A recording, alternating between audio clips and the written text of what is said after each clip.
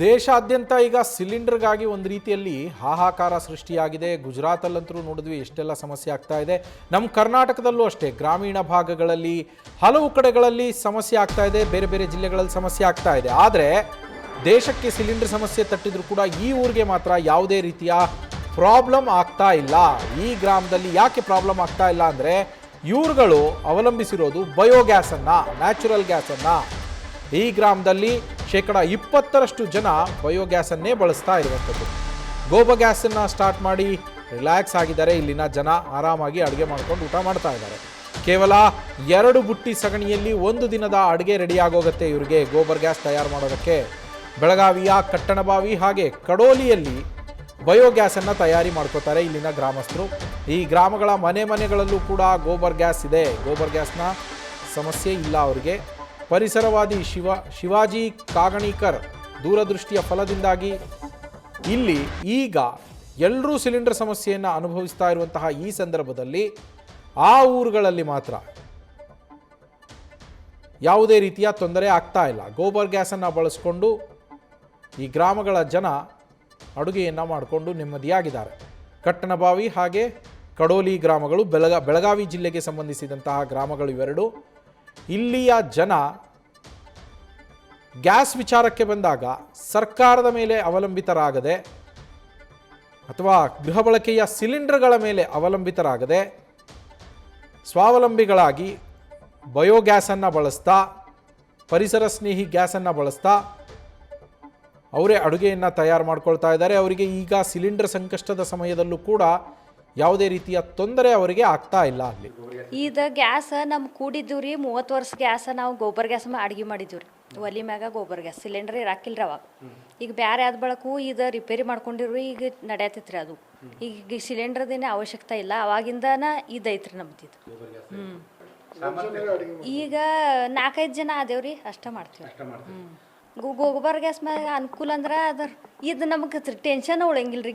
ಗ್ಯಾಸಿಂದ ಇದ್ರ ಮ್ಯಾಗ ಟೆನ್ಷನ್ ಇದಾಗೋಂಗಿಲ್ಲ ರೀ. ರೊಕ್ಕನೂ ಉಳಿತಾಯ ಆಕೈತಿ. ನಮಗೆ ಲಂಬರ್ ಹಚ್ಚಕ್ಕೂ ಎಳೆ ಸಿಗೋಂಗಿಲ್ಲ. ಇದು ಒಂದು ಬುಟ್ಟಿ ಸಗಣ ಕಲ್ಸಿರ 4-5 ಮಂದಿದ ಅಡುಗೆ ಹೆಂಗೂ ಆಗ್ತೈತಿ. ಮೊದಲೆಲ್ಲ ಕೂಡು ಕುಟುಂಬ ಇರ್ತಿದ್ವಿ ರೀ, ಹೈನುಗಾರಿಕೆ ಇರ್ತಿತ್ತು ರೀ. ಆ ನಂತರ ಇವೆಲ್ಲ ನಡೀತೈತಿ ರೀ ಸರ್. ಆದರೆ ಈ ಸಗಣಿ ಬೇಕ್ರಿ, ಸಗಣಿ ಬೇಕಂದ್ರೆ ಎಮ್ಗಳು ಬೇಕ್ರಿ. ಆದರೆ ಹೈನುಗಾರಿಕೆ ಬೇಡ ಆಗೈತಲ್ಲ, ಈ ಎಲ್ಲ ನುಕ್ಸಾನ್ ಬರೋದಿತ್ತಲ್ಲ ಹೈನುಗಾರಿಕೆ. ಹಾಗಾಗಿ ಆ ಕಡೆನೂ ಅಲಕ್ಷ್ಯ, ಇದು ಒಂದು ಕಾರಣ ಸರ್. ಆ ಕಾರಣ ಎಲ್ಲ ಕಡೆ ಎಲ್ಲ ಹಳ್ಳಿಯಾಗ ಸರ್. ಹಾಂ ಸರ್, ಹೌದು ಸರ್, ಹೌದು ರೀ, ಹೌದು. ಹೈನುಗಾರಿಕೆ ಇದೇನೈತಲ್ಲ ನುಕ್ಸಾನ್ ಬರಕತ್ತೈತ್ರಿ ಹೈನುಗಾರಿಕೆ. ಮತ್ತು ಏನು ಹಿಂಗೆಲ್ಲ ಕಾರಣ ಬಂದವ್ರಿ ಸರ್. ಹೈನುಗಾರಿಕೆ ನುಕ್ಸಾನ್ ಆಯ್ತು, ಎದಕ್ಕೆ ಬೀಳಪ್ಪ ಅಂತ ಅದು ಒಂದು ಆಯ್ತು. ಮತ್ತು ಈ ಕಡೆ ಗ್ಯಾಸ್ ಸಿಲಿಂಡರ್ ಬಂತು ರೀ, ಈ ಕಡೆ ಬಂದಾದ್ರು ಸರ್.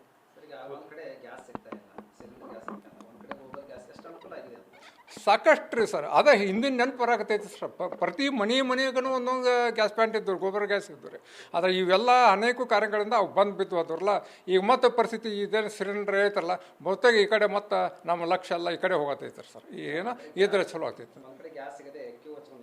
ಹೌದು ಸರ್, ಹೌದು ಇಲ್ಲ ರೀ, ಅದು ಯೋಗ್ಯ ರೀ ಸರ್. ಇವೆಲ್ಲ ಪರಿಸರ ರಕ್ಷಣೆ ಆಗ್ತೈತ್ರಿ. ಮತ್ತು ಇವು ಗೊಬ್ಬರ ಇದಾನು ಆಗ್ತೈತ್ರಿ ಹೊಲಕ್ಕೆ, ಇವೆಲ್ಲನೂ ಆಗ್ತಾವೆ ರೀ ಸರ್. ಏನು ಅಡ್ಡಿ ಇಲ್ಲ ರೀ ಸರ್, ಗೊಬ್ಬರ ಗ್ಯಾಸ್ ಮಾಡೋಕ್ಕೆ ಏನು ಅಡ್ಡಿ ಅಲ್ಲ. ಸ್ವಲ್ಪ ಮುಂಜಾಗ್ರತೆಯನ್ನು ವಹಿಸಿದರೆ ಸಂಕಷ್ಟದ ಸಮಯದಲ್ಲೂ ಕೂಡ ಸಮಸ್ಯೆಗೆ ಪರಿಹಾರ ಸಿಗತ್ತೆ ಅನ್ನೋದಕ್ಕೆ ಇದೊಂದು ಉತ್ತಮವಾದಂತಹ ನಿದರ್ಶನ ಅಂತ ಅನಿಸುತ್ತೆ. ಈ ಗ್ರಾಮಸ್ಥರು, ಈ ಗ್ರಾಮಗಳ ಜನರು ಮೊದಲಿನಿಂದಲೂ ಕೂಡ ಗೋಬರ್ ಗ್ಯಾಸನ್ನು ಬಳಸ್ತಾ ಇದ್ದಂಥವ್ರು. ಸಿಲಿಂಡರ್ ಬಂದ ಮೇಲೆ ಅದು ಆ ಬಳಕೆ ಕಡಿಮೆ ಆಗ್ತಾ ಹೋಗಿತ್ತು. ಆದರೆ ಈಗ ನೋಡಿ ಅವರಿಗೆ ಅದೇ ಅನುಕೂಲ ಆಗ್ತಾ ಇರುವಂಥದ್ದು.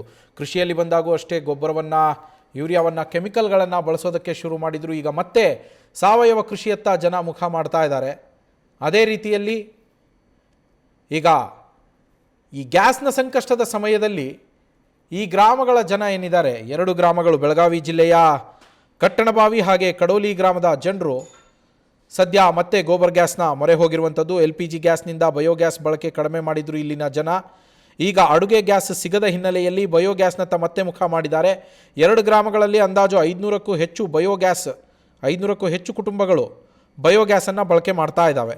ತಮಗೆ ಬೇಕಾದಷ್ಟು ಅಡುಗೆ ಗ್ಯಾಸನ್ನು ತಯಾರಿಸಿ ಸ್ವಾವಲಂಬಿ ಜೀವನವನ್ನು ಇವರು ನಡೆಸ್ತಾ ಇದ್ದಾರೆ. ಕಳೆದ 40 ವರ್ಷಗಳಿಂದಲೂ ಕೂಡ ಇಲ್ಲಿನ ಜನರು ನೈಸರ್ಗಿಕ ಗ್ಯಾಸನ್ನು ಬಳಕೆ ಮಾಡ್ತಾ ಬಂದಿದ್ದಾರೆ. ಆದರೆ ಇತ್ತೀಚೆಗೆ LPGಯ ಬಳಕೆ ಹೆಚ್ಚಾದ ನಂತರ ಈ ನ್ಯಾಚುರಲ್ ಗ್ಯಾಸ್ ಏನಿದೆ ಅದನ್ನು ನೈಸರ್ಗಿಕ ಅನಿಲವನ್ನು ಬಳಕೆ ಮಾಡೋದು ಕಡಿಮೆ ಆಗಿತ್ತಿಲ್ಲಿ. ಹೊಗೆರಹಿತ ಒಲೆಗೆ ಗೋಬರ್ ಗ್ಯಾಸ್ ಉತ್ತಮ ಪರಿಹಾರ ಅಂತ ಜನ ಹೇಳ್ತಾ ಇದ್ದಾರೆ.